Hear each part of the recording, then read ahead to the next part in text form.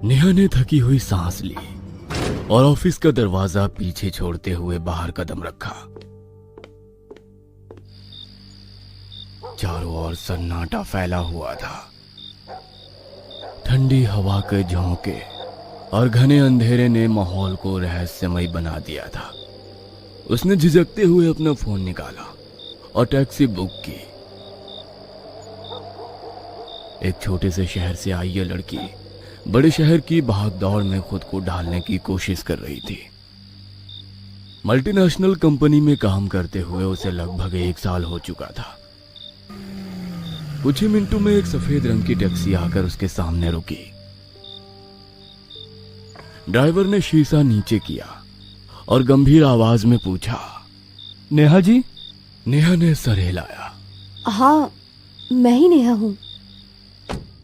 गाड़ी में इत्र की हल्की खुशबू और एक अजीब सा सन्नाटा फैला हुआ था। जैसे ही टैक्सी चलने लगी, नेहा ने अपने दोस्त को मैसेज किया।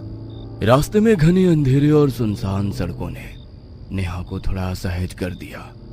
तभी ड्राइवर ने रियर व्यू मिरर से देखते हुए पूछा, मैडम कहाँ चलना है? शिव कॉलोनी, गली नंबर 5। जल्दी चलिए, पहले ही काफी देर हो चुकी है। मैडम रोज इतनी ही देर हो जाती है? नहीं, आज ही देर हो गई। वैसे कब से काम कर रही हैं आप यहाँ पर? पहले कभी आपको देखा नहीं। मतलब मैं अक्सर यहाँ से लोगों को पिकअप करता हूँ, इसलिए। क्या अभी अभी ज्वाइन किया है? नहीं, बस गाड़ी चलाने पर ध्यान दो। कुछ देर बाद ड्राइवर ने मिरर में उसकी ओर देखते हुए पूछा, वैसे पूछना तो नहीं चाहिए, क्या आप अकेली रहती हैं शहर में? नेहा ने घड़ी की तरफ देखते हुए कहा, देखो भैया, मुझे आज ऑफिस में बहुत काम था। पहले से ही मेरा सिर दर्द हो रहा है और ऊपर से आपके ऐसे सवाल मुझे और परेशान कर रहे हैं। क्या आप चुपचाप गाड़ी नहीं चला सकते? क्या मैडम, आप तो गुस्सा हो गई। मेरी तो आदत है बात करना, इससे जान पहचान बढ़ती है मैडम, ठीक है? ड्राइवर बिना कुछ कहे गाड़ी चलाने लगा। अचानक गाड़ी के अंदर एक गहरी चुप्पी फैल गई। नेहा ने खिड़की से बाहर देखा और पाया कि उसके और ड्राइवर के अलावा रास्ते पर और कोई भी नहीं था। उसकी छाती में घबराहट और डर की लहर दौड़ गई। वो समझ नहीं पा रही थी कि यह अजीब सा माहौल क्यों बन गया था। उसकी आंखें हर ओर सतर्कता से घूम रही थी, जैसे कुछ अनहोनी घटने वाली हो। इतनी शांति से तो उसकी बकवास ही अच्छी थी, नेहा ने खुद से कहा। उसकी आवाज में हल्की सी घबराहट छिपी थी। ड्राइवर ने अचानक मुस्कुराते हुए कहा, मैं भी तो आपसे यही कह रहा था। नेहा चौंक गई। क्या मतलब? इतनी शांति से तो मेरी बकवास ही अच्छी है ना? नेहा का चेहरा सफेद पड़ गया। लेकिन तुम मेरी बात कैसे? उसने चौंकते हुए कहा। उसकी आवाज कांप रही थी। मैं सबकी मन की बात सुन सकता हूँ, ड्राइवर ने कहा और जोर से हंसने लगा। नेहा का दिल एक पल के लिए जैसे रुक गया। उसने घबराते हुए कहा, क्या? ये क्या मजाक है?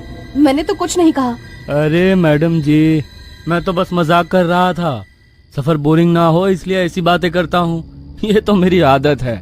नेहा ने गहरी सांस ली, लेकिन उसकी घबराहट कम नहीं हुई। उसने सख्त लहजे में कहा, देखो, मुझे इस तरह के मजाक बिल्कुल पसंद नहीं। अब गाड़ी जल्दी चलाओ। ड्राइवर ने मुस्कुराते हुए सिर हिलाया, लेकिन उसकी मुस्कान में कुछ ऐसा था जो नेहा को अभी भी बेचैन कर रहा था।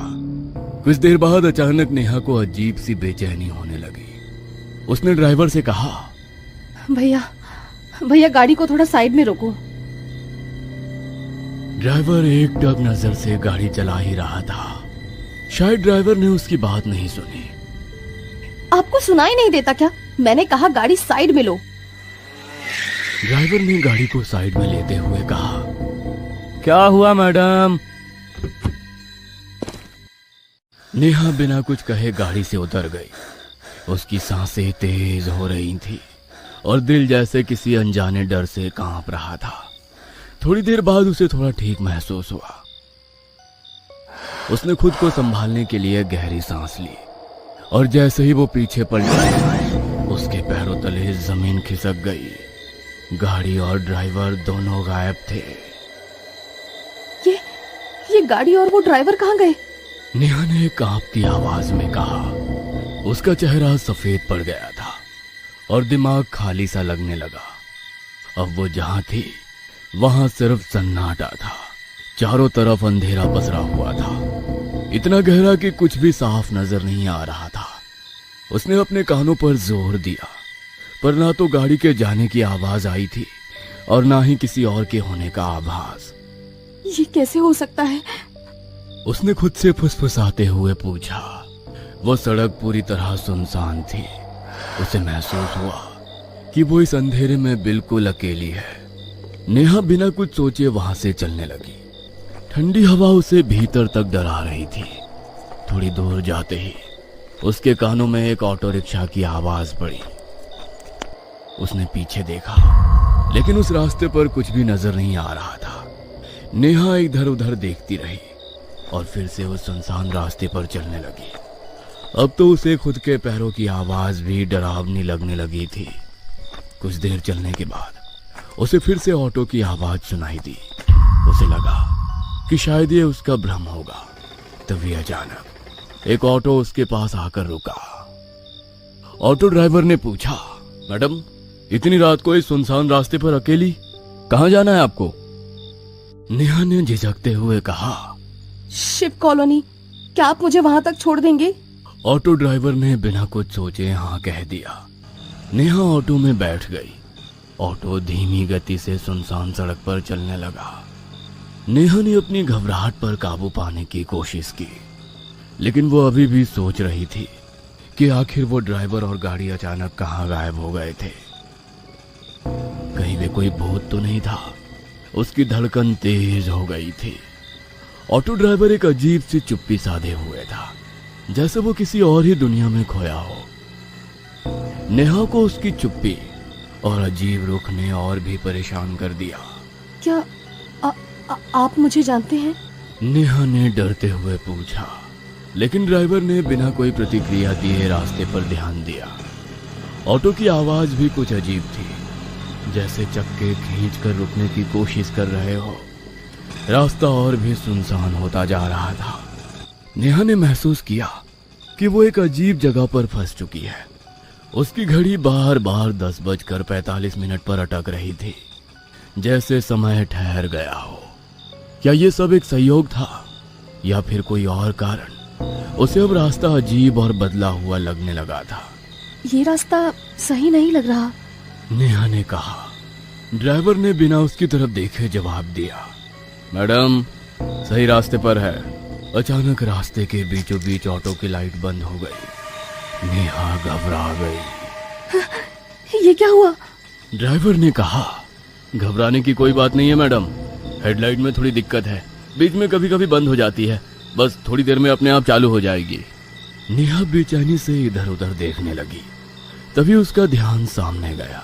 उसने देखा कि सामने से तेज रफ्तार से एक ट्रक उनकी तरफ आ रहा है, लेकिन ड्राइवर ने जैसे उसे देख के भी अनदेखा कर दिया।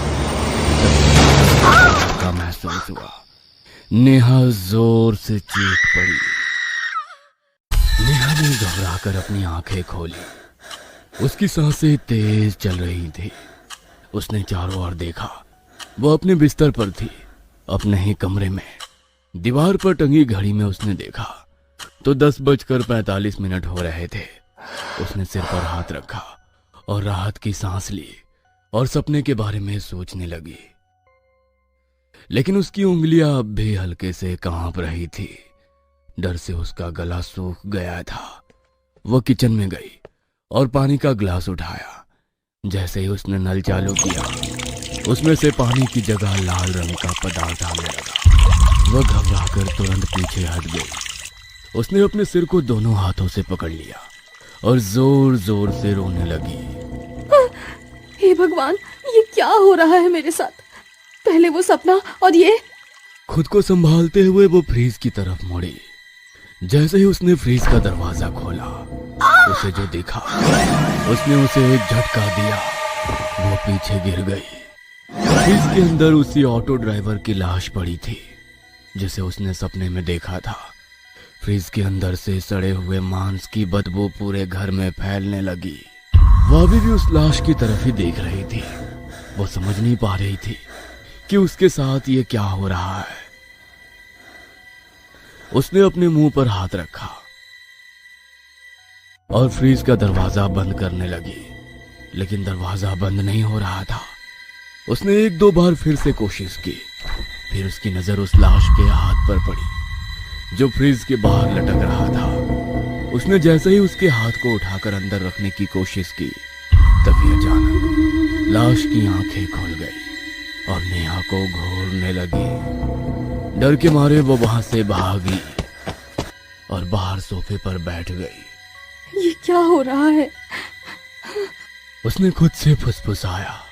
उसके हाथ कांप रहे थे और दिमाग में ढेर सारी उलझनें उभर रही थी। उसकी आंखें हर कोने को घूर रही थी। तभी अचानक टीवी चालू हो गया। टीवी स्क्रीन पर न्यूज चैनल चल रहा था। एंकर गंभीर स्वर में बोल रहा था, गुलमोहर हाईवे पर एक ऑटो रिक्शा का भीषण एक्सीडेंट, ड्राइवर और एक अज्ञात महिला यात्री की मौके पर मौत। नेहा का दिल जोर से धड़कने लगा। उसकी आंखें धीरे धीरे स्क्रीन की तरफ गई और जो उसने देखा वो उसकी सांसें रोकने के लिए काफी था। टीवी स्क्रीन पर हादसे का दृश्य दिख रहा था। वो ऑटो वही था जिसमें वो बैठी थी। न्यूज रिपोर्टर ने तस्वीरें दिखानी शुरू की और उसमें से एक तस्वीर नेहा की थी। नेहा के चेहरे का रंग उड़ गया। उसने फोन उठाया और कॉल करने लगी। तभी उसकी नजर सामने लगे आईने पर पड़ी। उसने देखा कि उसमें उसकी परछाई नहीं थी। नेहा की दिल की धड़कनें तेज हो गईं। उसे यकीन नहीं हो रहा था कि वो जो देख रही थी वो सच था या उसकी कल्पना।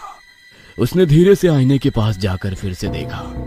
आईने में वही खालीपन था। ये कैसे हो सकता है? उसने खुद से कहा। उसे अचानक एहसास हुआ कि उसका शरीर हल्का महसूस हो रहा था, जैसे वो अब इस दुनिया का हिस्सा ही नहीं रही। टीवी स्क्रीन पर न्यूज रिपोर्टर की आवाज गूंज रही थी। एक और हैरान करने वाली बात यह है कि मृत यात्री की पहचान अभी तक स्पष्ट नहीं हो पाई है। क्या मैं मर चुकी हूँ? उसके मन में यह ख्याल बिजली की तरह कौंधा। तभी आईने में उसे वही ऑटो ड्राइवर दिखाई दिया और उसने मुस्कुराते हुए कहा, मैडम, डर तो नहीं लगा आपको? तभी अचानक कमरे की लाइट चली गई। नेहा घबराकर दरवाजे की तरफ भागी और दरवाजा खोलते ही उसने देखा कि सामने वही ट्रक तेजी से उसकी तरफ आ रहा। उसने चिल्लाते हुए अपनी आंखें बंद कर ली। जब उसने फिर से आंखें खोली तो देखा वो अभी भी उसी ऑटो में बैठी हुई थी। ऑटो उसकी कॉलोनी के गेट के पास खड़ा था। ऑटो ड्राइवर ना जाने कब से उसे आवाज लगा रहा था, मैडम मैडम, शिव कॉलोनी, आपका घर आ गया। नेहा की आंखों में एक खौफनाक सन्नाटा था। वो सोच में डूबी हुई अपने हाथों को एक दूसरे से कसकर पकड़ रही थी।